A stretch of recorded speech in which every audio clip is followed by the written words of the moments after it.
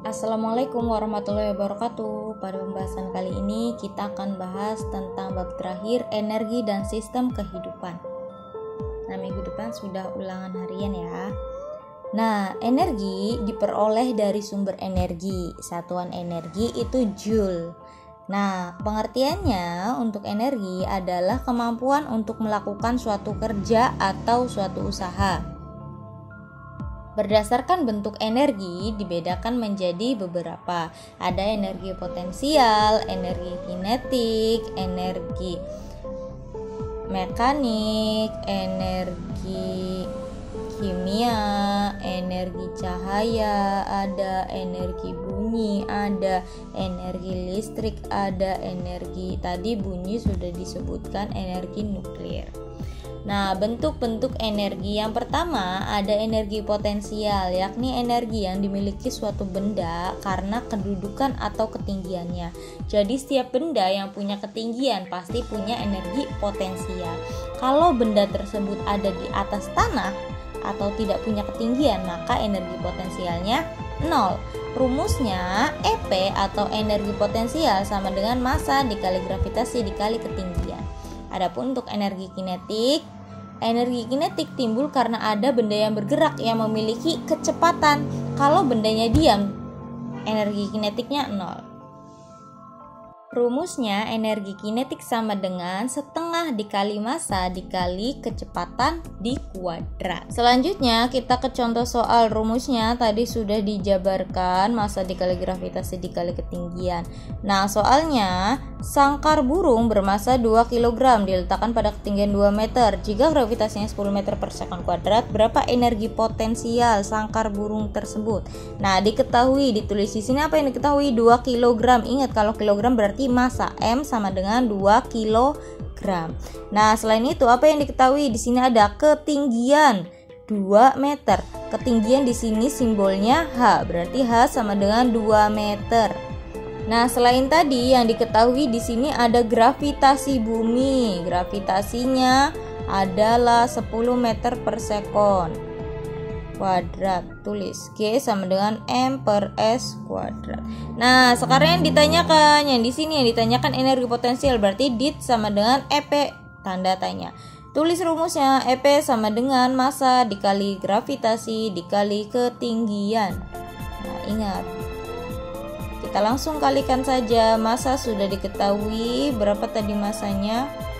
Massanya ada 2 kg, tulis 2, gravitasinya 10, tulis 10, H-nya 2 meter, tulis 2.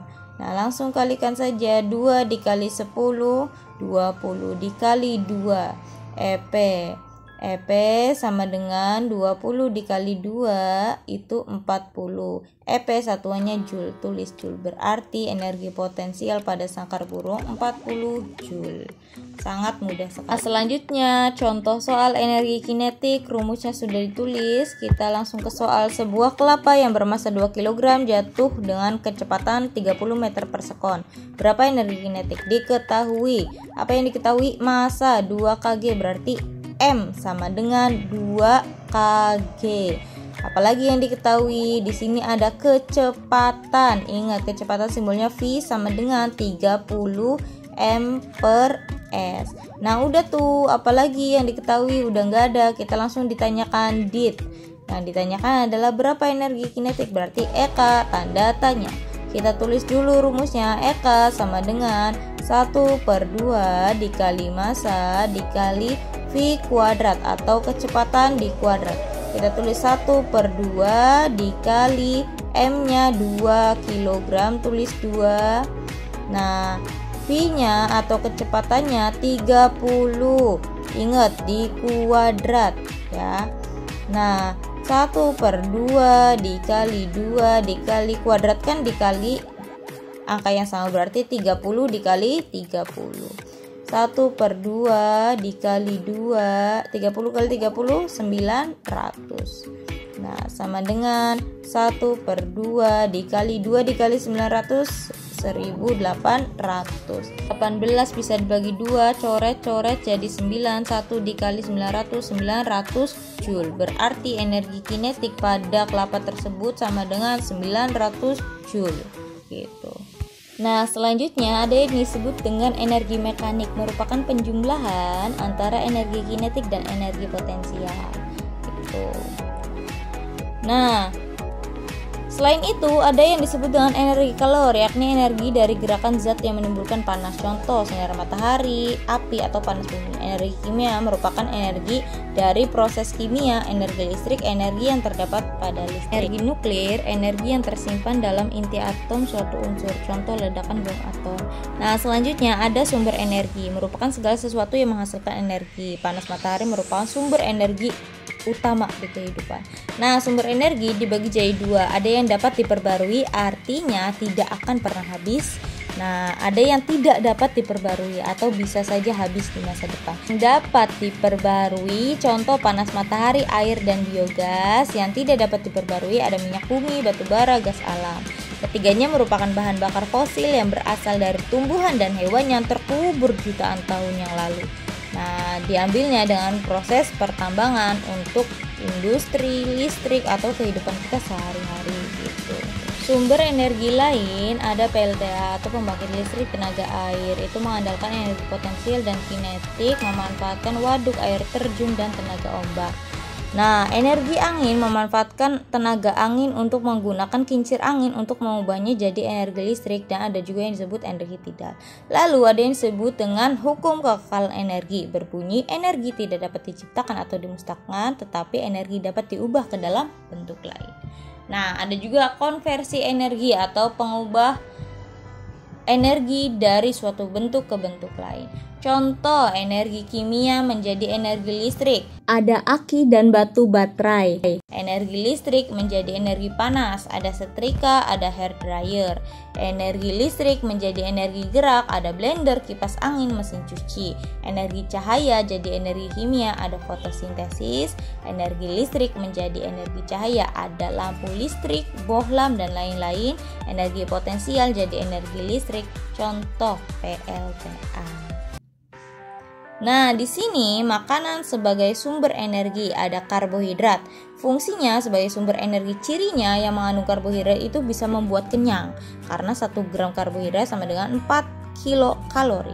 Tersusun dari zat karbon, contohnya ada nasi, roti, kacang-kacang, mie, kentang, ubi, singkong, jagung, dan lain-lain. Yang bikin kenyang aja itu karbohidrat. Nah, selanjutnya ada yang disebut protein.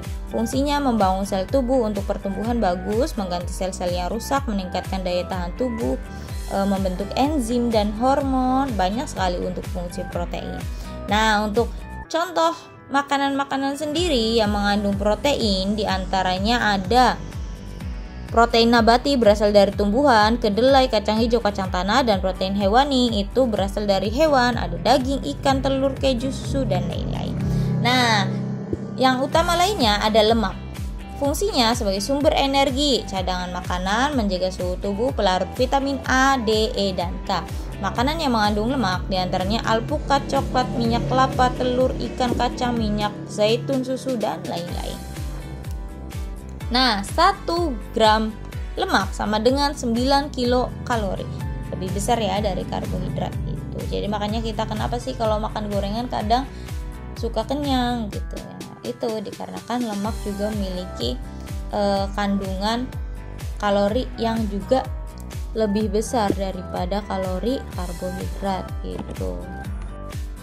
Energi juga dapat dihasilkan dari metabolisme. Metabolisme adalah proses kimia yang terjadi dalam tubuh makhluk hidup untuk menghasilkan energi. Ada 3 ya contohnya. Ada fotosintesis, ada sistem pencernaan, dan respirasi. Nah, selanjutnya kita akan bahas satu persatu. Fotosintesis merupakan proses pembuatan makanan pada tumbuhan, mengubah cahaya matahari, karbon dioksida, dan air menjadi oksigen dan zat gula yang dibantu oleh klorofil. Nah, karbon dioksida yang dikeluarkan hewan dan manusia akan diserap oleh tumbuhan untuk proses fotosintesis yang hasilnya berupa oksigen yang akan dibuang oleh tumbuhan. Nah, dihirup oleh siapa? Oleh manusia dan hewan. Fotosintesis terjadi di daun. Nah, reaksinya karbon dioksida plus air dibantu cahaya matahari dan klorofil menghasilkan glukosa dan oksigen. Nah, selanjutnya ada yang disebut dengan respirasi, merupakan proses pembebasan energi yang tersimpan dalam zat sumber energi melalui proses kimia dengan menggunakan oksigen atau melalui proses pernapasan. Untuk reaksi respirasi itu sendiri yakni kebalikan dari fotosintesis, yakni glukosa ditambah oksigen menghasilkan air, karbon dioksida dan energi sebesar 38 ATP. Tuh.